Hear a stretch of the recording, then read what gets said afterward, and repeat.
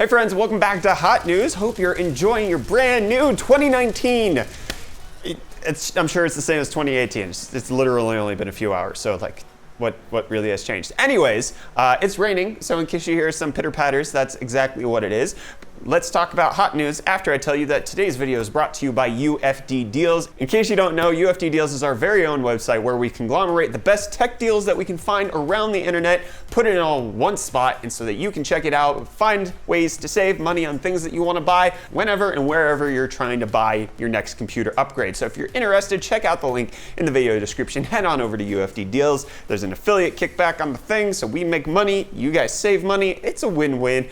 Let's win-win more with hot news.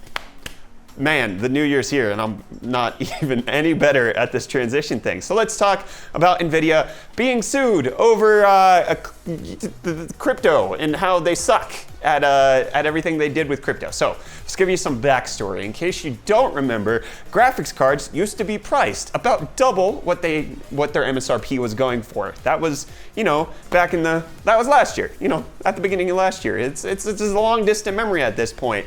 And during that time, there were several statements made by Nvidia and AMD regarding the crypto shenanigans that were happening. AMD said that they were ramping up production to help meet demand, as did Nvidia, saying that they have it all under control. In fact, the statement that they're being sued for is saying things such as that they're masters at managing our channel and we understand the channel very well, the channel being the distribution of graphics cards from production to getting it to the consumer. So Nvidia said everything was fine, that they would be okay, that crypto, even if it went away, wasn't gonna make up a significant portion of their business, so they would be completely fine. Except for they're not. Nvidia's stock is down 53%. They say that they have still about 2 quarters left to supply on GTX 1060 graphics cards, which means that they're going to be selling them for a while, and it seems like they never really fully had a handle. For those of you who watch Hot News, you watch the UFD Tech channel, you would know that we've been harping at Nvidia for the fact that they haven't had their finger on the pulse. They haven't done a good job at making sure that they had plenty of supply when they needed to, and they haven't dropped the prices as effectively as they could have to actually sell out of the overstock that they did. And AMD has made better moves with dropping the price relative to the amount of demand that's actually taking place, and they didn't make such boisterous claims as that they're masters at managing their channel. AMD just said that they're working on it and they want to provide end users the best case scenario. So the lawsuit itself is a class action lawsuit about people who may have lost money from Nvidia with this cryptocurrency shenanigans. Specifically, the one that Tom's Hardware is quoting is from the Shaw Law Firm for investors who have lost more than $100,000, which may not seem like a lot, but when a stock tanks 50%, it's easy to lose that amount of money if you had any sort of significant investment in it. Their full statement says, according to the complaint, the company made false and misleading statements to the market. Nvidia touted its ability to monitor the cryptocurrency market and make rapid changes to its business as necessary, which, I mean, between you and me, we always knew that wasn't true. The company claimed to be masters at managing our channel, and we understand the channel very well. Nvidia also claimed to the market that any drop-off in demand for its GPUs amongst current cryptocurrency miners would not negatively impact the company's business because of strong demand for GPUs from the gaming market, which didn't happen because anybody who actually wanted to buy a gaming GPU was either going to buy it new at the prices that were coming down, or they were going to buy it used from people who were selling them off from mining, where they could get up to a 50% discount. You could get some really cheap graphics cards. Based on these facts, the company's public statements were false and materially misleading throughout the class period. When the market learned the truth about Nvidia, investors suffered damages. And in case you think that this is just a one-off, there are multiple lawsuits that are actually taking place against Nvidia right now. This one from Bronstein, Gurwitz, and Grossman. This one from Vincent Wong, the law offices of Vincent Wong, and then this one from the Rosen Law Firm. So a total of 4 different class action lawsuits being brought against Nvidia for the fact that they may have misled the public about their ability to handle the cryptocurrency situation with supply and demand. This is something that I don't think is necessarily news. I'm not sure whether or not the lawsuit's going to produce anything. If anything, I'm sure Nvidia would like to settle this out of court instead of in court. So we'll see where this develops. I'll keep you updated as we find out any more information about this lawsuit and what's going on. And the rain is freaking coming down right now. This is crazy. And lawsuits might not be the only thing that Nvidia has to worry about, because leaks galore. So let's talk about the Nvidia mobile leaks with the RTX 2080, 2070, and 2060. They've been made known by a Chinese OEM for the laptop, showing off the RTX 2080 MXM, RTX 2070 MXM, and the RTX 2060 MXM with base and boost clocks, as well as amount of VRAM, and the release date of the 2060 being around January 15th. Of course, performance isn't really released here, but we have another leak from that showing that the 2070 Max-Q, and in case you're not familiar, Max-Q for Nvidia's graphics cards are basically a lower powered version of them to hit better thermal performance so that they can be put in things like smaller laptops so that they're not necessarily performing at their peak of what a 2070 should be, although they technically can as long as the thermal environment's there. So the 2070 Max-Q, which is a weak 2070, is outperforming the Vega Frontier Edition, the RX Vega 64, and the GTX 1080 in Final Fantasy 15 in one benchmark by like 1,000 points. So it's not something that indicates that it's necessarily going to be that much better as to what's already on the market, but for a laptop graphics card that probably is gonna suck a lot of juice, that's not too bad. That's not too shabby. So if this is the 2070, I would imagine that the 2080 is probably gonna perform on level with the 1080 Ti. So we finally get a 1080 Ti in a laptop. Exciting stuff if you can afford the $5,000 that those laptops are going to cost. So that's expensive stuff. But let's talk about more expensive stuff, which is TSMC has been cleared to produce a 3nm factory in Taiwan. So this is anticipated to be done sometime in 2022 or early 2023. And they've also started on their 5nm site, which should be up in the late of this year or in 2020. And in case you don't know, 5nm, 3nm, those are processes for actually building CPUs and chips and all of that kind of stuff. Everything that's made out of a chip has to be done on a process. Usually the smaller the process means that you have more power efficiency, you have more power for the same power efficiency as the previous nanometers. Currently, most chips are on 12 to 14, although some are coming out for 7nm, but TSMC paving the way for 3nm in 2022, 2023. Yeah. And then Samsung is actually producing IBM 7nm CPUs, which is pretty cool. You can see that IBM has actually been working on CPUs for a while. Samsung was actually the first to launch 7nm EUV process earlier in 2018. So it seems that they are ahead enough in the roadmap that they can actually gain customers like IBM, which is pretty decent. Good job, Samsung. And then speaking of more laptop news that might be too expensive for everybody, the world's first augmented reality laptop is here, coming in with a 23-inch screen. The Z-Space laptop PC is a sight to behold, my friends. You can see on this picture that it has the display there, but then it also has tracking sensors for a 3D headset that you put on, which is not a headset, it's more like glasses. As you can see in the picture down here, this guy's wearing something akin to, 3D glasses that you get at a movie, and then he can interact with the mixed reality or augmented reality laptop in a way that he can, in virtual space that's kind of right in front of him,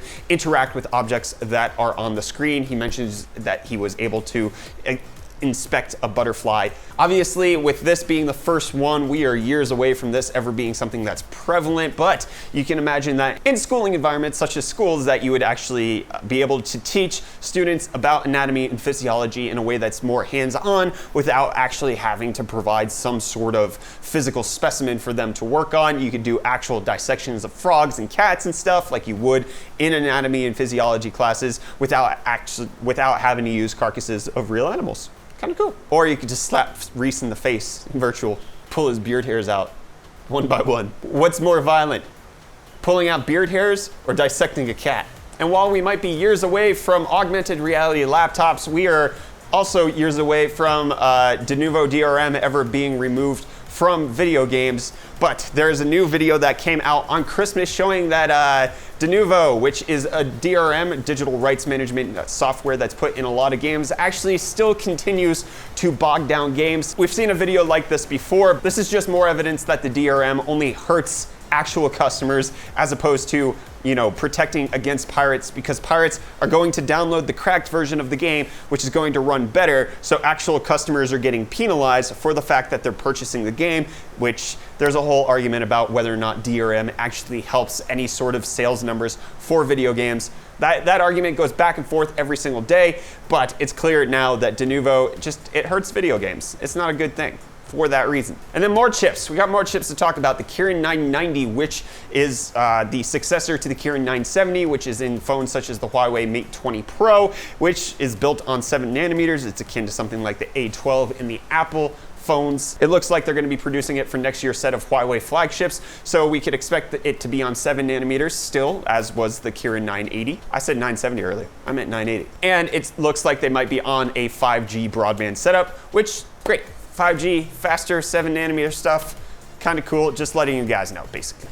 And I also want to let you know that an Ohio man had his butt exploded by an iPhone XS Max. Fantastic. So he put it in his back pocket in his buttocks region, felt a little burny, and then he saw green and yellow smoke, and then yeah, poof goes the razor, and that didn't make any sense. But you can see the phone right here. He's considering a lawsuit against Apple, not only for the malfunction of the device, but the less than stellar support that he received from the Apple customer service. So yeah, don't put iPhones in your back pocket unless you want your butt blown off.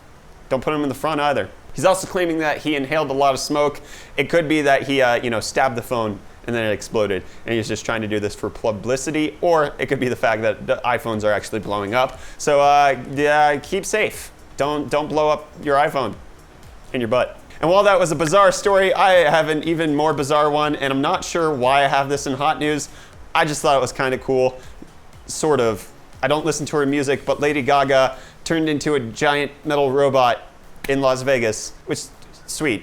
I thought it looked cool. It's impressive to do in the live show. The headline for this is Lady Gaga has a giant robot now. In case you were worried about being a movie star might have changed her. I wasn't worried. I don't even know much about her.